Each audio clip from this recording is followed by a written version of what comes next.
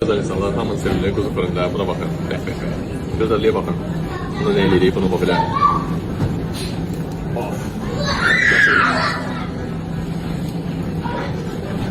Uşaq əyləncə yerimiz var bizim. Ona görə belə səslər gəlir.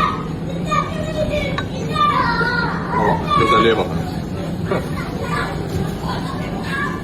Bir balıcı sumaq dökürük.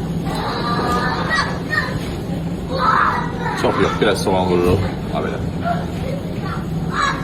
Bir balaca limon sıxırıq və ən əsası quzunun soyunu dökürük içinə. Hənə nuş olsun, siz də gəlin də kim gözləyirsiniz? Müsibət, bu dərmandır. Ömrünün axına qədər bunu yerim, super.